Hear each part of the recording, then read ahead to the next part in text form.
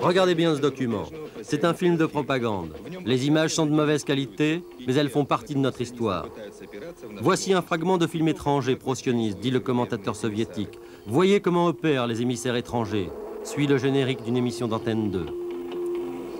Eh bien, ce reportage, c'était le nôtre. Les soviétiques s'en servaient comme support à leur propagande.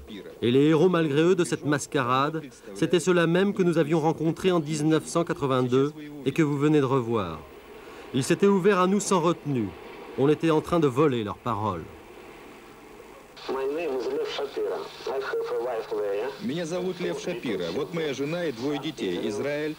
Shapiro, par exemple. Rien de bien subversif dans ce qu'il nous avait dit à l'époque. Et pourtant, Shapiro, dit le commentateur soviétique, déclare qu'on ne le laisse pas partir aux émissaires de l'étranger, c'est-à-dire à ceux-là même qui permettent à ce bandit de mener sa propagande anti-soviétique. Le reste est de la même veine.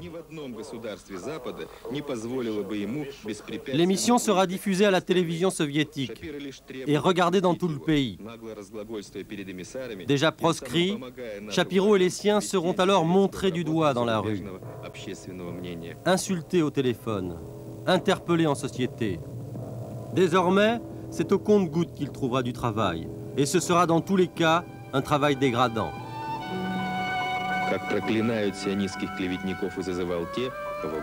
L'arme est redoutable.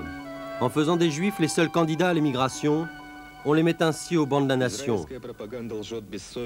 Procédé cynique. Chacun sait à l'époque que la possibilité d'émigrer pour les Juifs ne relève surtout pas de la morale, à peine du droit, et beaucoup des négociations commerciales que le Kremlin mène ouvertement avec Washington. En gros, des céréales pour Moscou, contre des visas pour les Juifs. Peu importe la vérité donc, ce n'est pas le genre de la télévision soviétique à l'époque. Ce qui compte, c'est de transformer les victimes en bourreaux. On frise là l'antisémitisme. Écoutez la suite. La propagande israélienne est malhonnête et arrogante, poursuit-il.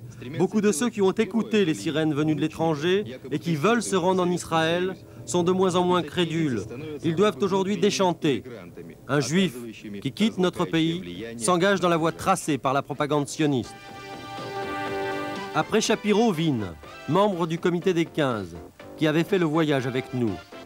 Nous avions pris des précautions pour travailler, échapper aux surveillances. Cela devient pour la propagande la preuve même de notre forfait. Même chose pour les médicaments rares que nous avions offerts à Victor Elistratov, un autre refusnik. L'occasion pour le commentaire de souligner perfidement que les Juifs ont un traitement de faveur auquel n'ont pas droit les autres soviétiques.